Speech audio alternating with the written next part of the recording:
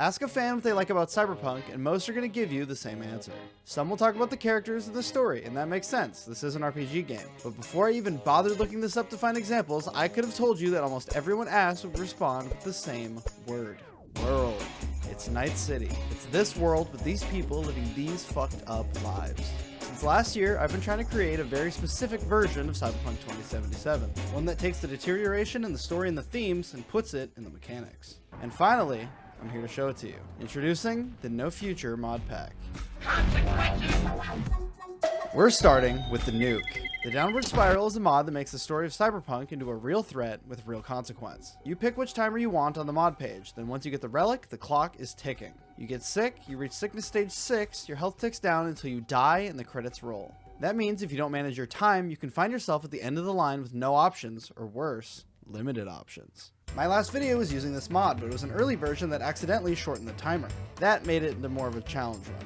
That run took me something like 14 days, and I was right at the end of the line. With that in mind, I've included the 30-day version in my list, and you'll see why in a moment. There's another immediate issue though. Another lesson I learned in the run is that harder combat is antithetical to timers. If I die in a fight, all the time I spent in that fight gets restored, meaning every death gets rid of the timer. So we need a way for these systems to interact. Enter Santa Muerte. This mod functions as a death alternative, allowing for the relic to save you and continue fights. Normally, I would never run this mod. I'm trying to add consequence, not remove it. But this mod has some settings that make it perfect for my use. A little tweaking, and now instead of dropping dead, 6 to 12 hours go by and you wake up at a hospital or VIX or something. And in cases where it would break quests, the time skip still happens. This means every death is a piece of your run gone. And as a fun bonus, you get to see quests in different lighting conditions on occasion. But if you're a smart player, you have a question brewing.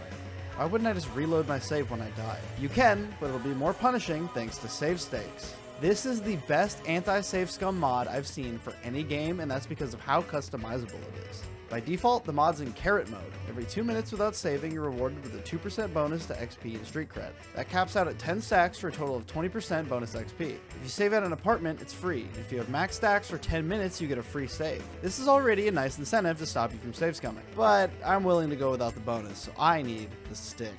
The stick works the opposite way. The stacks accumulate as you save and go away as you don't, and they lower how much XP and street cred you get. Saving at a safe zone clears these stacks, and you can choose how many stacks saving in vehicles costs or clears. Here's my personal setup. I double the maximum to 20, meaning if I quick save outside a vehicle, my XP gain is fucked. This makes having an apartment to go to almost mandatory, since going around doing stuff with a minus 40 to XP is insane. I set vehicle save cost to 6, so it's still pretty punishing, but it's worth doing if I anticipate a problem. Or if I just haven't saved in a long time. The trick with these is to figure out how harsh you need it to be to not save scum. There's nothing wrong with the carrot approach, but if you feel the urge to reload constantly to undo your failures, I'd ramp up the punishment until that urge goes away. Like with my video on permadeath, the punishment isn't the point. It's the fear of the punishment causing you to play in a way that's more fun. Speaking of playing in a more fun way, we've flipped the vanilla game's problem upside down. Cyberpunk 2077 has always had a fundamental problem. Being terminally ill in an open world RPG means doing random bullshit for random people when you should be doing what it takes to survive. With the mods we've covered, that's no longer a problem, but now you shouldn't do any side content. Why the hell are you doing side missions when you could die and lose time you can't get back? Because of the next mod, duh. Take a breather, injects breaks into the story at a ton of different points. Whether it's waiting for your contacts to get you a pass to clouds, or waiting for Takamura to track down a lead, or waiting for Mr. Hands to get in touch with the Voodoo Boys. You'll have opportunities to throw in side content. This makes doing the main quest feel much more like an important opportunity, and combined with a timer, creates a much better pace of completion. This feeds back into the loop super well thanks to Santa Muerte. When I used Take a Breather previously, it allowed for a slower pace, but I was still encouraged to spend my downtime grinding for just a bit too long. I spent hours doing NCPD encounters off screen in my last video, but now that's self-correcting since you can only grind for so long before you slip up and die, which means the game skips ahead, which pushes you back onto the main quest more quickly the more you fail. And now you see the shape. The timer gets you on the main quest, where you go until you're steered off by Take a Breather. Then you do some side quests or gigs or other encounters, then once you slip up a few times, you're back on the main path. And the integrity of the loop is protected by save stakes.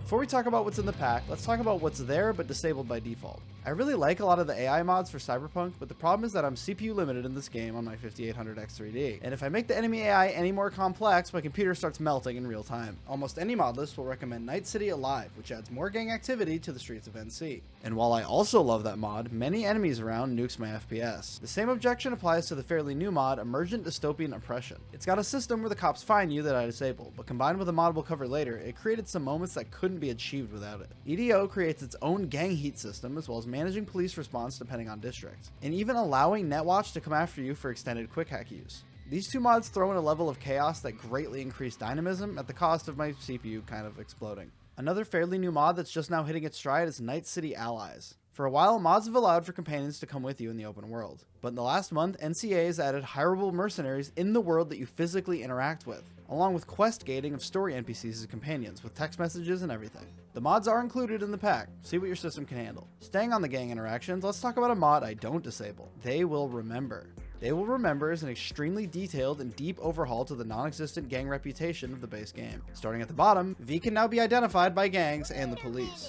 The more well-known V is, the quicker they'll be noticed, and based on their actions, different gangs and the police will act accordingly. At the highest level, that means them running away because they know what you are. That's just the beginning though. Different outfits reduce detection speed, and specific clothing items allow for disguising yourself as different factions, including custom gang relationships, so it's genuinely worth learning who operates where and dressing the part. You can even use the disguises to enter restricted areas or get gangers to fight for you. Disguises are less effective based on how you act, including moving backwards and making eye contact. Isn't that sick? This pairs with NCPD duty expansion, which allows for police heat to vary based on district, as well as police attention sticking to you after the chase ends. I recommend my crime game video if that sounds interesting, but I'm a really big fan of sticky police heat systems in general, and I wish more games had them. With these mods combined, I've had moments where I intentionally avoided being spotted by police patrols during exploration, and even had moments like this one where I intentionally drove past a gang area instead of getting out of my car since I knew they'd spot me. On the topic of cars, vehicles have had a major rework in how they operate. Because your time is limited, time is money. That means the time spent grinding to buy a car is wasted, since it's better spent on implants or other goodies we'll get to later. So my solution was to devalue cars in a way that makes them more accessible. This is done in a few ways. First of all, if your car gets destroyed, it's gone. I thought you said more accessible. That sounds really punishing. I know it does, we'll get there. On the flip side, if you steal a car and get away, that car is yours. But wait, get away? That's right, first you get in the car, then you're given the hacking minigame. But the timer starts immediately and it gets harder depending on how expensive the vehicle is. If you mess it up, you take a massive hit to your mental health, we'll get to that, and it activates a countermeasure like popping the tires or forcing the brakes. Pass or fail, depending on district, the police come.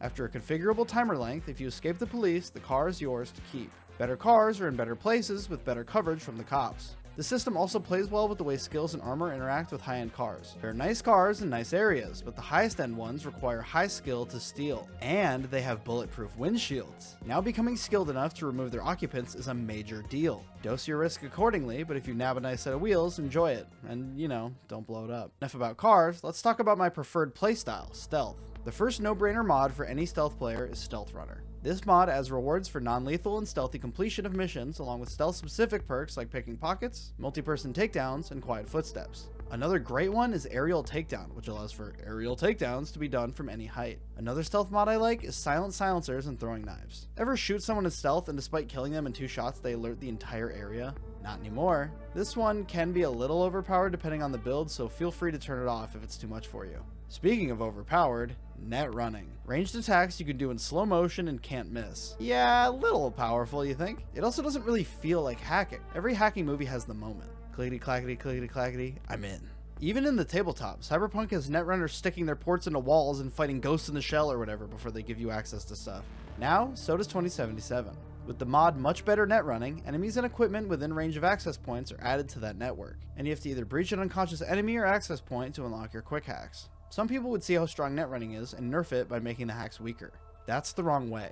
This is great. You're vulnerable and take a risk to get network access. Then once you make your way in, you deserve to be powerful. You worked for it. I have a similar perspective on being powerful in this game in general. Since this game has a timer, every character is finite, which means being too powerful isn't a problem. It's the reward. Think about it. You work your way up, every bit of grinding is a risk since you can die and lose time. And when you go out in a blaze of glory, it's actually glorious. Originally, this pack had the Economy Punk mod, which heavily restricts how much money you make. But I realized that was the wrong way to go. I don't need to take your money away. I need to give you so much cool shit to buy, you don't have any money left when it's over. Introducing Neuralware Shipware Expansion. Shipware Expansion is a mod that adds a new cyberware that allows you to slot ships of a few new categories. Reflex chips, which unlock custom techniques like gun kata, which buffs shooting and stabbing when you switch between melee and guns. Flash step, which allows for the Sandevistan and nothing personnel kid teleport you behind enemies. Quick draw revolvers with 400% hipfire speed, and a literal fucking aimbot. There's software chips that provide passive bonuses at the passive cost of RAM, and the literal cost of a software license.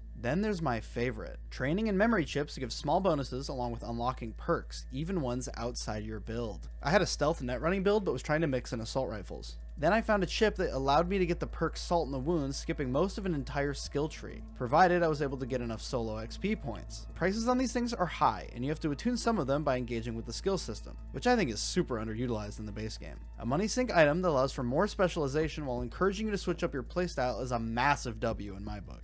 And these things are expensive, but are powerful enough to make it worth it. Again, this would concern me if it weren't for the timer, but in the context of the rest of the pack, it's deserved power given as an appropriate reward. And with that, let's talk about the other pillar. There's another money sink in the pack, apartments. With eviction notice, you'll have to put down a deposit to rent an apartment. This adds a small money sink that scales with convenience. You can get more apartment locations, allowing you to wipe your save stakes at your convenience, or you can live on the edge of town, paying one cheap rent and commuting when you've saved more than you've allowed yourself. And that's not the only thing apartments are good for. The mod that spawned this idea in my head was a classic that keeps getting better. Dark Futures is the survival mod that Cyberpunk deserves. It has eating, sleeping, and drinking, and those things are important, but the reason I use it is for this. The nerve meter is a distinctly Cyberpunk mechanic. Go without the things you need, find yourself in messed up situations, and your mental health will suffer. In the short term, these problems can be solved with showers, sleep, and recreational activities. But as your humanity ticks away, you can find yourself hardened, meaning you'll need special activities to snap yourself out of it. If you haven't used the mod in a while, you might also be surprised to hear it has its own cyberpsychosis system tied to the humanity system, along with changes to weight, addiction, injuries, travel, and crafting. I'm especially fond of the way cyberpsychosis makes you more powerful while limiting your maximum nerve. The mod has in-game tutorials that do the job, and you can adjust it to fit however you like the game to be played. Personally, I enjoy the nerve system more than I enjoy the other needs, and I really hate the stamina penalties that slightly low needs, so I set the tier 1 and tier 2 penalties to go off around the same time, while increasing my nerve gain to balance it out in the other direction. Something else to note at this point is how many of the mods I've already mentioned are integrated with Dark Future. Failed to steal a car, nerve loss. And you'll want an apartment to sleep soundly when you need to, and a shower to keep you from numbing the pain with drugs and alcohol. I put this part so I could talk about mods I didn't bring up in the other sections. There's some neat ones in here. A really fun one is Buttslinger Quick Melee. Being a buttslinger myself, I thought this would be a more adult mod, but instead it's a sick implementation of gun fu in this game. You can set stat or enemy health limits to this, but if you melee an enemy with your gun, it stuns them for long enough for you to grab them and finish them. The practicality of this obviously depends on enemy positions, but this mod is a ton of fun and plays really well with much better net running, since now you can pistol whip somebody, choke them out, and then jack into them mid-fight. A less practical but great addition to melee combat is Melee Animation Randomizer. I shouldn't need to explain this one, but the visual variety it adds to melee combat is greatly appreciated after my last run involved me doing the same 3 hits with my katana 860 billion times. Another mod that makes you look cooler is Tracking Throwables. This does lower the skill of throwing knives since you don't need to aim as much, but it's also just so awesome. I can definitely see this being a mod some want to turn off, but it's too fun to lose for me.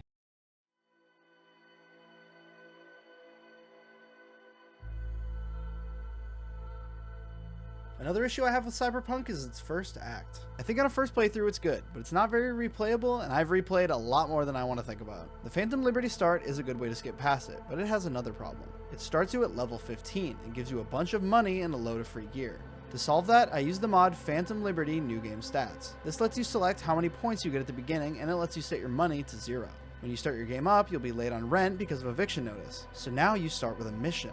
If you want to save without save stakes punishing you, you'll want to sell some of that excess gear, or work for enough money to get your hands on an apartment. This gives the run momentum right away, and stops you from starting with such a powerful position. You choose between main quest progress and your needs, and it's a good microcosm of what this pack is meant to achieve. So, how the hell do you install this thing? In the description, I'm leaving a link to a Google Doc, and I first install the mods at the top manually, then use Vortex or Mod Manager to install the rest. And it's that easy. The mods are listed in the order that I have them, as well as with the separators I use if you're into that. I'm not a modder. I can't promise this is the most stable order to install these mods, and I do occasionally have crashes. Also note that disabled mods are in their own categories, and for stability reasons, I keep them off. Play around, it's your game. I'm just trying to give you a deeper way to engage with it. Let me run you through some tweaks I used to make the system flow a little better. Santa Muerte, set teleport chance to 100 and set the time skip from 6 to 12 hours. This is a very big difficulty one, adjust it as high or low as you think you need based on how much you die. Like I said earlier, I set save stakes to stick with 20 stacks max, and vehicle saves on 6, with apartment saves wiping the slate clean. On challenging breach minigame, enable start timer immediately. Without this, the minigame is brain dead easy. I use time as running out to keep track of the amount of time I've spent in my run, but if you're doing the Phantom Liberty start, I would disable days since heist. If you don't, the number won't be correct, so. It's also important to note that using Downward Spiral on an existing or Phantom Liberty save means it uses the quest Tapeworm to determine where it should start the timer. So if you use the 30-day version with Phantom Liberty, you'll actually have 15 days, so keep that in mind. All that aside, I hope some of you give the list a shot. Or even better, take the ideas of the loop here and apply them to your own lists. The world of Cyberpunk deserves consequence. I'm adding this section after the fact. If you get to the end of a run and you're not going to make it, that's okay. My first run with the mod was bugged, so I thought I had way more time and it led to me dying in Act 2. But I used the time I had left to help Pan Am with their personal quest, and having the timer on the campfire be the last time my V saw the stars was a really meaningful moment, even though I hadn't accounted for it or meant for it. Meaningless tragedy is part of the Night City experience. Consider embracing it. Special thanks go out to Cookie, Sepast, Amanda Lick, Etch-a-Sketch, Cuppy, Savage Hunter, Mr. Fish, Big Nuts, Sark Malark, I'm Jace, Cameron Prince, Voice, Mariano Rebufo, Sunday Roast, Yadogod, Mythic Wombat, Stefan, Submarine Guy, Hayden, Robert Lucas, Days Canadian, and Sea Trouble. Members and patrons get early sponsor-free access to all my videos, as well as access to my Google Drive so you can see the videos I make and the ones I don't. I appreciate everyone on that list, and I appreciate you all for watching. No more Cyberpunk for a while. And as always, subscribe to my fucking YouTube channel.